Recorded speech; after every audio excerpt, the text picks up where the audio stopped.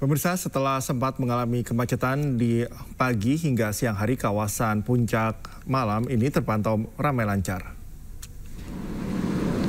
Setelah sebelumnya diberlakukan one way dari arah Puncak ke Jakarta pada sore hari, Satlantas Polres Bogor kembali menerapkan sistem dua arah dari Jakarta maupun menuju Jakarta.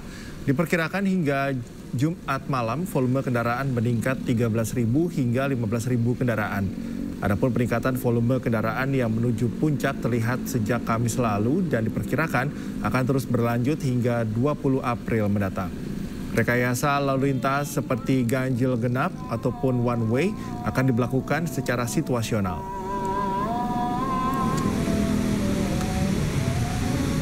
Sementara itu memasuki libur panjang perayaan Paskah, arus lalu lintas kendaraan yang akan memasuki kota Bandung melalui gerbang tol Paster terlihat padat. Kepadatan mulai terlihat di gerbang tol Paster sejak Jumat pagi. Kepadatan kendaraan tak hanya menuju pusat kota Bandung, namun juga terlihat menuju kawasan Lembang. Mayoritas kendaraan didominasi oleh kendaraan berplat nomor B atau dari Jakarta dan sekitarnya.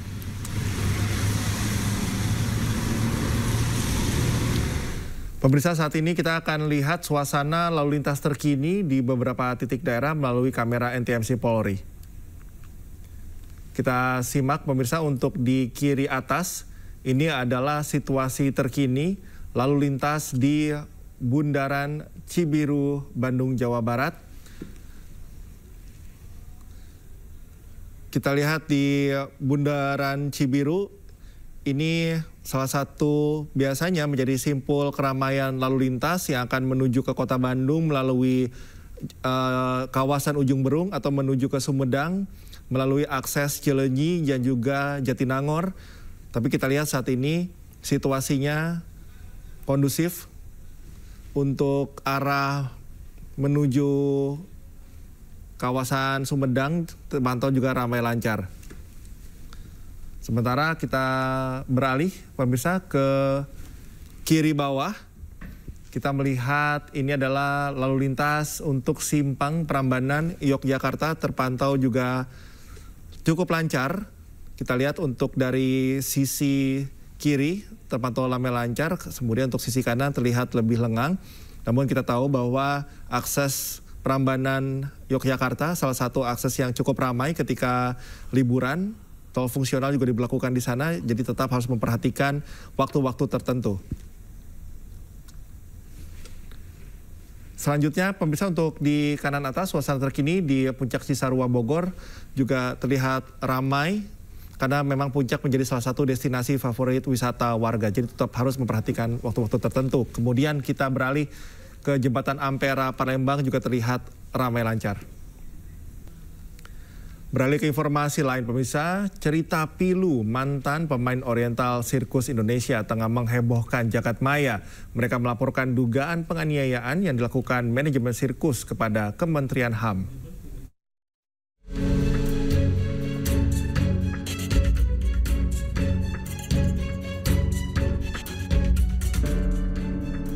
Sejumlah foto pemain sirkus Oriental Indonesia yang diambil sekitar tahun 70-an hingga tahun 80-an saat ini beredar di masyarakat.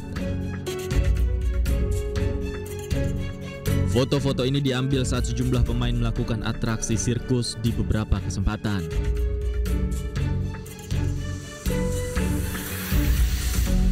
Ada juga sebuah foto yang bertuliskan curahan hati salah satu pemainnya yang jatuh saat atraksi dan sempat tidak sadarkan diri selama beberapa jam. Itu saya main terapis akrobatik di udara itu, saya jatuh pada saat sium. Ternyata saya patah tulang belakang. Saya disetrumin, Pak. Di badan saya, kalau saya disetrumin sampai saya jatuh lemes. Akhirnya dipasung, Pak, selama 2 minggu. Sebelumnya, kisah pilu diceritakan oleh sejumlah mantan pemain Oriental Sirkus Indonesia Taman Safari saat bertemu dengan Wakil Menteri HAM Mugianto di kantor Kementerian HAM. Salah satunya adalah Ida. Ia bergabung dengan Oriental Circus Indonesia karena dibawa orang tuanya sejak usia 5 tahun pada tahun 1976. Ida bercerita, dirinya kerap disiksa dan dipukul dalam latihan akrobatik hingga akhirnya mengalami patah tulang belakang. Seperti dipukulin gitu, dipukulin kalau ada salah apa sedikit dipukul gitu. Tahun 76 itu Ibu Ida umur berapa? Sekitar 5 tahun, sekitar kurang lebih 10. Nah, terus pada tahun 89 akhir, pada saat itu saya main terapis akrobatik di udara itu, saya jatuh pada saat show tahun 89. Nah, setelah saya jatuh itu, saya nggak langsung dibawa ke rumah sakit. Jadi saya masih istilahnya cuma dirawat di dalam, cukup lama lah di situ saya dirawat. Karena mereka juga nggak tahu saya kenapa, pokoknya intinya saya cuma dibantu dipijit sama teman gitu ya. Jadi Sementara itu melalui Wakil Menteri HAM, pihaknya akan koordinasi dengan pihak terkait yang diduga terlibat dalam tindak kekerasan. Statement langsung dari mereka yang menjadi korban dari peristiwa kekerasan yang bisa jadi peristiwa pelanggaran hak asasi manusia. Jadi kami dengarkan dari mereka ada kemungkinan banyak sekali tindak pidana yang terjadi di sana, banyak kekerasannya. Ada aspek-aspek yang penting juga yang mungkin orang tidak pikirkan, itu soal identitas mereka.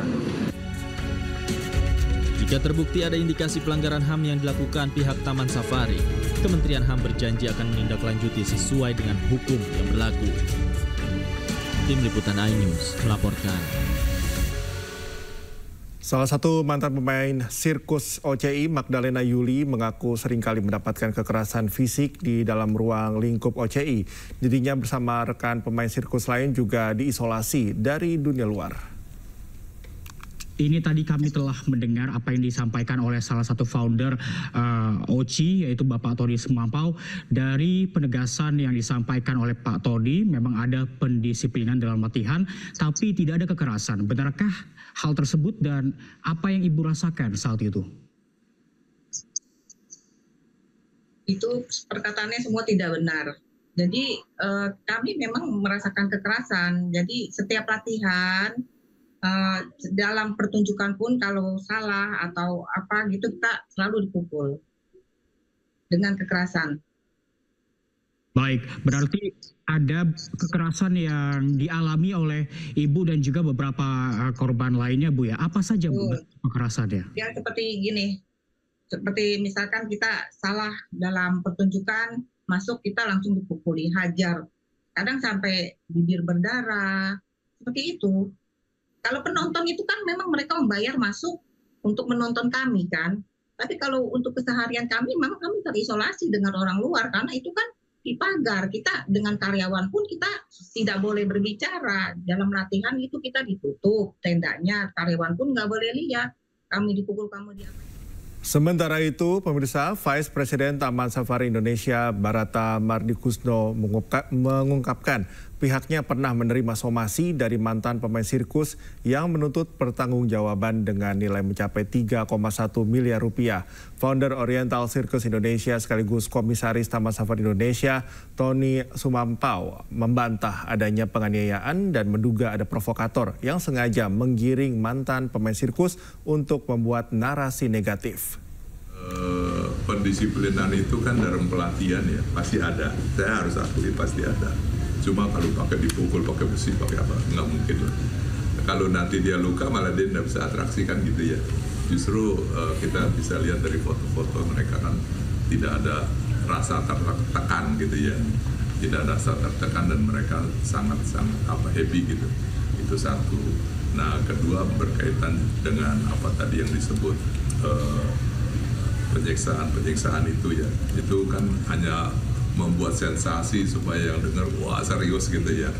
Kalau benar-benar apakah benar seperti itu ya, itu juga akan sangat sangat tidak masuk di akal gitu ya perbuatan itu. Meminta mereka untuk terisolasi dari dunia luar itu gimana Pak Tony? Di sirkus nggak mungkin lah ya. Sirkus kan pagarnya cuma 1 meter gitu ya. Bagaimana isolasi? Nggak bisa juga. Kan sirkus. Pemerintah Indonesia siapkan kota Pangkal Pinang sebagai lokasi tujuan warga Gaza untuk menetap sementara. Informasi selengkapnya usai jeda.